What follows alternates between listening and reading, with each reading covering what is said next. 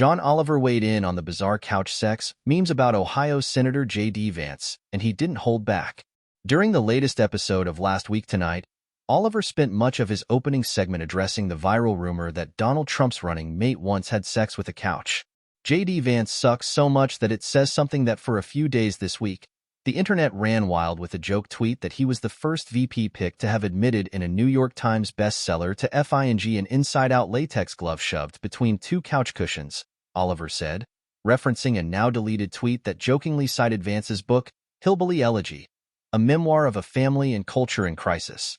Oliver posited that while such an anecdote isn't actually in the book, I think the reason it spread so fast might be that A, nobody read that FING book, and B, it was incredibly easy to believe. Showing a photo of Vance, Oliver continued, because if you ask me to draw a man that his couch, 10 times out of 10, I'm drawing this guy. If you ask me to play two truths and a lie with this man, before he even opened his mouth, I shout, the truth is his couch. The late-night host then quipped, I've never seen someone with more couch-effer energy. The jokes only continued from there with Oliver saying, if you told me that his first celebrity crush was the plastic sofa from Everybody Loves Raymond, I'd believe you without question. If you told me the reason you find coins in between couch cushions is because J D Vance always leaves a tip, I'd be like, yeah, that sounds right. Oliver also giddily recounted the Associated Press retracting its fact-check of the rumor because the article, titled, No, J D Vance did not have sex with a couch, failed to go through the AP's standard editing process.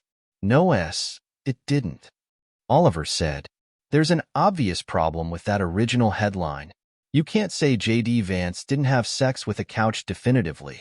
You can say that he didn't write about doing that in his book, because that is provable. But that's not the same as asserting he never fed a couch, especially because he hasn't officially denied it. Oliver then explained that his own staff reached out to Vance's campaign for a denial and once on the phone with the spokesperson for the senator, asked point-blank if Vance ever had sex with a couch. They, and this is true, hung up on us, he said, which is, and this is critical, not a no, is it? Oliver said that follow-up emails were left unanswered, ultimately concluding that, until he tells us otherwise, I'm gonna assume that J D Vance fed a couch.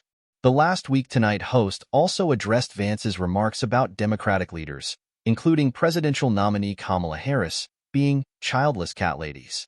Set aside that Harris has 2 stepchildren, neither of whom, as far as I can see, are cats, Oliver began. You don't need kids to care about your fellow human beings. As for the claim that women who don't have children are miserable with the choices they've made, the only person I'm sure who's miserable with the choice they've made right now is Donald Trump after choosing Great Lakes Ron DeSantis here as a running mate.